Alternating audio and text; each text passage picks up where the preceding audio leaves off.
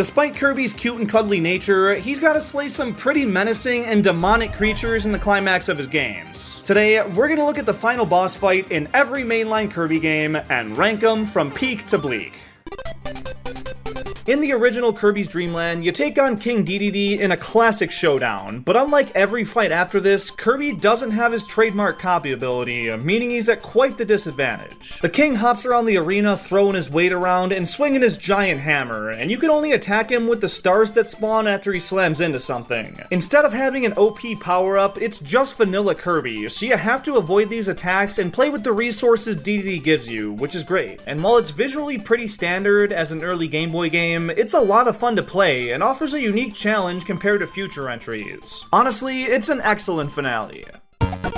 The final chapter in Kirby's adventure starts off a lot like the last game, with King Dedede and Kirby duking it out in a very familiar manner. He's got a couple distinct attacks that look a lot flashier, but it's more or less the same stuff. And the big difference gameplay-wise is that, yep, Kirby can bring an ability into the battle, which makes it a lot easier. It's comparably good, but that ain't even the final boss. After you take back the Star Rod from him, Dedede chases you and begs you not to put it back in the fountain, but Kirby doesn't listen, and so awakens the thing Deeds was so terrified of, Nightmare. They do a little scaredy dance together, then he sucks in Kirby, pause, and spits him toward the enemy. The first phase is against Nightmare in his orb form, and you fly around avoiding his star attacks while sending yours back at him. It's a glorified space shooter, but the next phase, where he takes on his true form, is a high-speed chase through the stars where he's got way more attacks and is a hell of a lot better at avoiding yours. The music and atmosphere here is tier, and it's about as menacing of a foe as the NES could possibly handle. The look in this pixelated Dedede's eyes says it all. This is a peak final boss.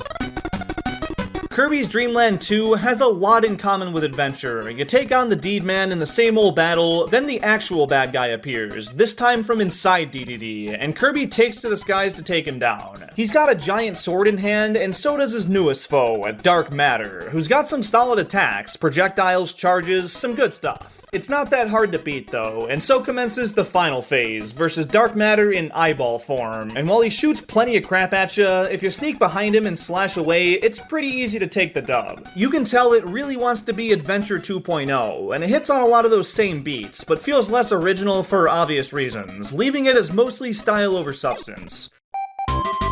Kirby Superstar doesn't have one clear finale, since it's got so many different games in one, so it's hard to give an overall verdict to, but I think that variety only plays to its advantage. Spring Breeze is a remake of the original Dreamland, so it brings back the Dedede fight looking better than ever. Dynablade ends with a fight against the giant bird itself, which is super creative and tough to beat. The Revenge of Meta Knight has an iconic sword duel followed by a chase off the exploding halberd. The Great Cave Offensive has Wham Bam Rock, who's got an interesting design, and Milky Way Wishes caps off with battling a giant jester named Marks. Each of these battles holds up damn well in its own right, and gives the package as a whole something for everyone, so it's gotta go up in peak. Dreamland 3 makes Dark Matter actually matter. Where the second one made him feel like bad guy of the week, this one makes him much more significant. It kicks off with another possessed Dedede fight, but this time his belly opens up and has teeth, which is terrifying. It blends a traditional Deeds moveset with Dark Matter's abilities, and it's a cool battle that sets up for the actual finale quite well. You ride up to this weird looking void and take on a way more threatening Dark Matter than before. He has actual personality in his moveset, and it's hard to avoid this stuff. But after he dissipates, a massive eyeball spawns out of nowhere, and this is your final boss. Apparently it's named Zero, and Dark Matter is merely one of his pawns, which is made no more apparent than when he launches waves of mini Dark Matters at ya. It's a weird finale. The scenery is super trippy, and finding out this eyeball is the evil mastermind doesn't sit all that well. If it ended after Dark Matter, I'd feel a lot better about it. It'd feel redundant, sure, but adding Eyeball Man doesn't really help with that. It's got spectacle for sure, but lacks in most other areas. Kirby 64 kinda has two final bosses, but Miracle Matter takes place before the Dark Star level, so it doesn't technically count as the finale, which is a pretty big shame because it's much better than the true final boss, Zero 2, that's literally its name. It's the same floating eyeball as before, but now it's got wings, whoop-de-friggin'-do. You fly around shooting at it and dodge some pretty tame attacks, it's cake. I like that it's in 3D for the first time, but it gives you so much more room to avoid things, and the boss fails to provide a good enough challenge to be called the climax of the game. If Miracle Matter were included, with the sheer variety of attacks it has and the ability combos it gives you access to, I could advocate for maybe an excellent finale, but 0-2 tries and fails.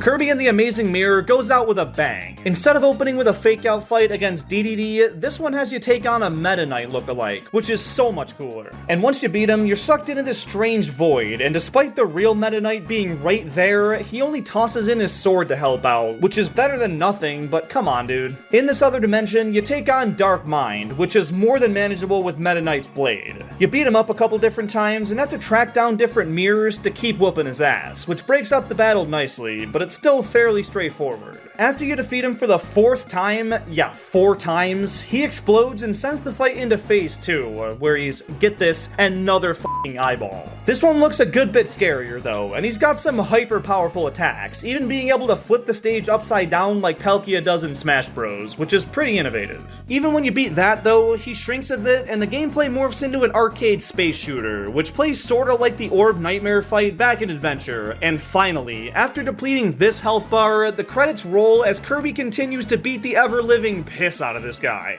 I was gonna give it peak, but it just keeps going. Was the shooter really necessary? It's still excellent, but could use a bit of fine-tuning.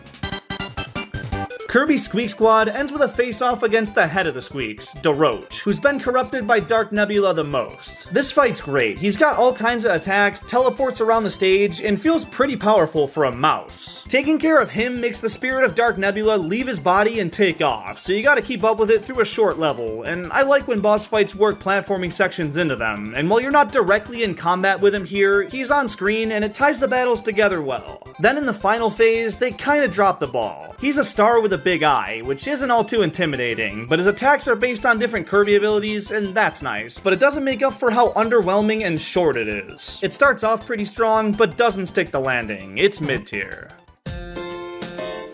Kirby's Epic Yarn isn't considered mainline, but it's one of my favorite games in the series and has a solid ending, so I had to include it. Yin Yarn isn't the most frightening villain by any stretch of the imagination, but he does put all your skills to the test in some great ways. He's been stitching together all the problems you face throughout the game, and this fight is clear proof of that, with him bringing back former bosses to help him out. But I especially love when he drops the quilt in front of the screen and makes you platform up to the exit. It plays a lot better than most of these other bosses, with Yin Yarn manipulating the arena and requiring some tight jumps to beat. But all that doesn't make up for the lack of difficulty. I mean, it is mindless, which was perfect for 8-year-old me, but leaves a lot to be desired in the grand scheme of things. Oh, and the final phase being tank bot spam is icing on the cake. Boo. It tries, and in a lot of ways it succeeds, but it fails in equally important ways, so...